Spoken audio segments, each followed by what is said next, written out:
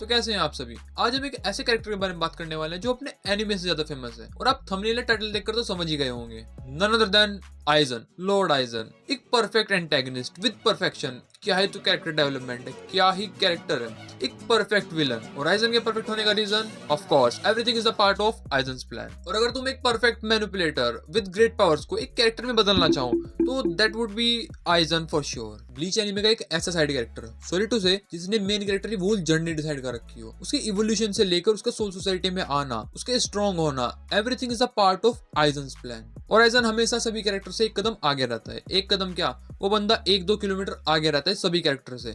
चाहे बात हो मैनिपुलेटिंग की, पावर की, या फिर इंटेलिजेंस की, इमेंस स्पिरिचुअल प्रेशर की, किसी में भी आइजन हमेशा से ही सभी से आगे रहता है except a small candy shop owner. और जो बात आइजन सामा को एक परफेक्ट विलन बनाती है वो है उनकी मैनिपुलेटिंग पावर। सामने चाहे कोई भी हो, ये बंदा किसी को मैनिपुलेट कर सकता है। और आइजन सामा के पास immense amount of spiritual pressure तो है ही, साथ में उसको यूज करने की इंटेलिजेंस भी है। साथ में कीड़ो जानता है ये बंदा, और इसकी जान पाकटो, उसके तो क्या ही कहने भाई, एक अलग ही लेवल पे है वो तो। And the best thing about lord Aizen, everything is a part of his plan. And no wonder कोई ना कोई कमेंट सेक्शन में जरूर लिखेगा कि भाई तू जो ये वीडियो बना रहा है this is also the part of Aizen's plan. और जैसे आइजन सामा अपने प्लान को कंप्लीट होने के बाद उसको अच्छे से डिस्कस करते हैं, उसको अच्छे से एक्सप्लेन करते हैं, वैसे ही आज हम भी आइजन सामा के बारे में हर एक चीज डीपली जाके जानेंगे, अच्छे से जानेंगे। तो शुरू करते हैं आइजन सामा के पहले अपीयरेंस से। तो आइजन सामा का पहली बार अपीयरेंस हुआ था एज अ काम कंपोज्ड कैप्टन के रूप में, जो कि सोल सोसाइटी में गोटी 13 के अंदर 5th डिवीजन के कैप्टन है, जो काफी रेस्पेक्टफुल हैं, सभी उनके रेस्पेक्ट करते हैं। और आइजन की सिंप्लिसिटी के पीछे एक डार्क बंदा छुपा होता है, जो कि आप जानते हैं कि वो बंदा कर क्या सकता है। आइजन का signature look, sleek brown hair, उसके ग्लासेस, एक परफेक्ट यूनिफॉर्म एक जीनियस को रिप्रेजेंट करते हैं, या कहूं तो एक जीनियस की पर्सनैलिटी शो करते हैं। लेकिन जब बाद में आइजन सामा अपने ट्रू इंटेंशन दिखाते हैं तो बाद में जाके आइजन सामा का नेचर ही चेंज हो जाता है, उनके लुक भी चेंज हो जाते हैं, इवन उनका अपीयरेंस भी चेंज हो जाता है आइजन सामा का। और ये जो अपीयरेंस है वो उनके ओरिजिनल नेचर को अच्छे से रिफ्लेक्ट करता है। अब बात करते हैं आइजन के बिट्रेयल की।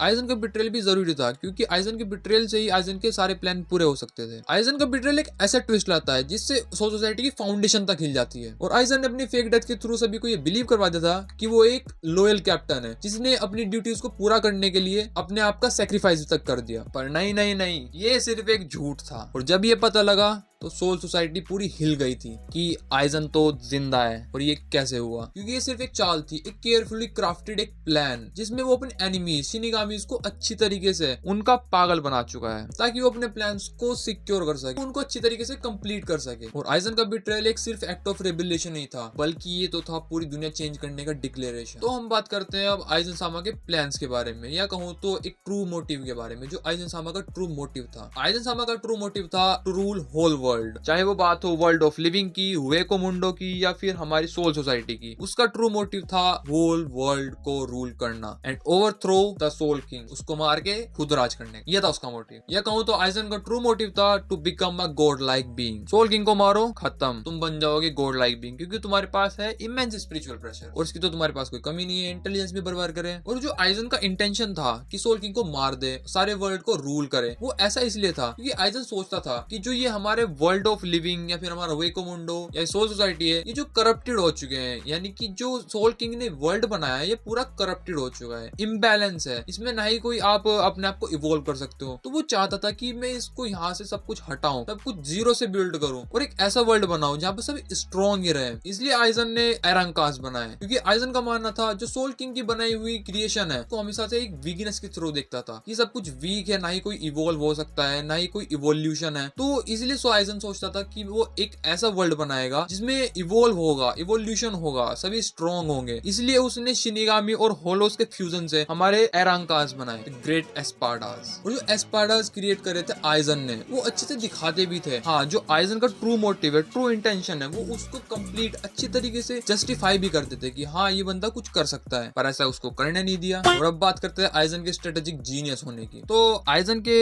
जीनियस होने में तो क्या ही बात करें, वो बंदे ने पूरी सारी चीज डिसाइड कर रखी थी इचिगो के बारे में, जो मेन कैरेक्टर था, उसका इवोल्यूशन, उसका सोल सोसाइटी में जाना, उसको सोल रिपर्स की पावर तक देना, एंड इवन उसका स्ट्रॉन्ग बनना, everything is the part of Lord eigen. उस बंदे ने सब कुछ सोच ही रखा, जैसे मतलब बंदा खुद ही लिख रहा हो अपनी मांगा बैठ। और आप आइजन का जीनियस होने का यहाँ से अंदाजा लगा ले कि आइजन ने सेंट्रल 46 को खत्म करके वहां पर ऑर्डर खुद देता था जब वो रुकिया को वापस लाएगा था सोल सोसाइटी में, ताकि उसको मार सके और होगेको को अपने पास ले सके। और आइजन होगेको को पाना क्यों चाहता था? वो चाहता था इवॉल्व होना, to become a god like being. यानी कि उस बंदे ने अपने आप को होगेको के साथ फ्यूज भी इसलिए किया ताकि वो फर्दर शिनिगामीज और होलोस की बाउंड्रीज को भी तोड़ सके। तभी तो आपने देखा था कि आइजन का एक कैरेक्टर डेवलपमेंट इतना अच्छे लेवल पर कर रखा है जिसको शब्दों में नहीं बोल सकते। और ये बंदा बैटल फील्ड में ही स्ट्रॉन्ग नहीं है, ये बंदा मेंटली भी बहुत ज्यादा स्ट्रॉन्ग है। ये मतलब सामने वाले को इस कदर तक मैनिपुलेट कर सकता है कि वो अपनी ही जान ले ले, सामने वाले की जान ले ले। जस्ट एग्जांपल आपका मोमो का।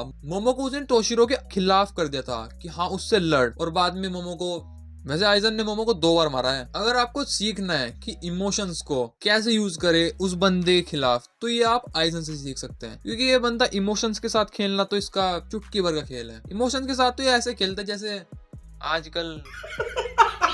ये तो थी बात आइजन के गोल से रिलेटेड, उसके इंटेंशन से रिलेटेड। अब बात करते हैं लॉर्ड आइजन के पावर्स के बारे में। देखें तो इस बंदे के पास क्या क्या है, पावर्स कितनी है, मैनिपुलेटिंग पावर्स तो बहुत है। तो सबसे पहले बात करते हैं लॉर्ड आइजन के ज़ानपाक्टो के बारे में, क्योका सुइगेत्सु, जो कि एक लेजेंडरी स्वॉर्ड है, एक लेजेंडरी ज़ानपाक्टो है, क्योंकि अपनी शिकाई फॉर्म में कंप्लीट हिप्नोसिस करती है। यानी कि सामने वाले ने निकाली और दिखाई, हाँ भाई देख मेरी ज़ानपाक्टो ये रही, इस कलर की है, और तुम्हारा खेल खत्म। मतलब कि आइजन अपनी ज़ानपाक्टो को एक बार रिलीज करने के बाद, यानी कि शिकाई फॉर्म में क्योंका सुइगेत्सु से सामने वाले के 6 सेंसेस को कंप्लीट हिप्नोसिस में डाल सकते हैं। यानी कि बंदा क्या सुनेगा, क्या देखेगा, क्या सूंघेगा, क्या महसूस करेगा, एंड इवन क्या सेंस करेगा, सब कुछ आइजन के कंट्रोल में रहता है। मान लो आप आइजन से लड़ रहे हो, आपको अपनी ज़ानपाक्टो दिखा दी, आपका खेल खत्म, आप लड़ ही नहीं पाओगे जब सामने वाला सब चीज का कंट्रोल कर रहा है। तो ये तो थी शिकाई की बात। और बात आती है लॉर्ड आइजन की बांकाई की।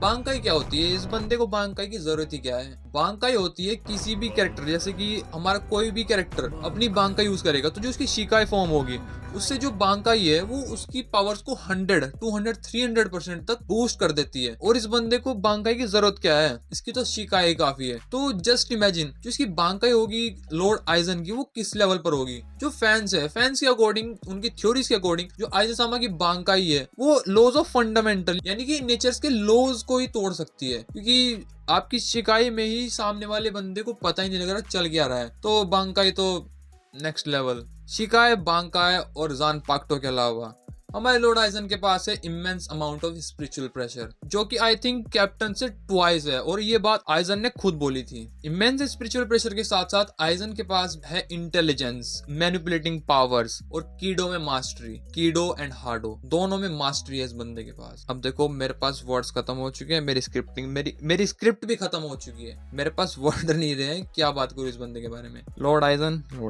लास्ट में बस इतना ही कहना चाहूंगा कि जो आइजन के गोल्स थे, क्या वो जस्टिफाइड थे, सही थे या नहीं? कमेंट सेक्शन में जरूर बताएं। अगर आपको ये वीडियो पसंद आई हो तो लाइक करें, सब्सक्राइब करें और बेल आइकन को ऑल पे प्रेस करें। और मिलते हैं नेक्स्ट टॉपिक में, तब तक के लिए सायोनारा, बाय बाय।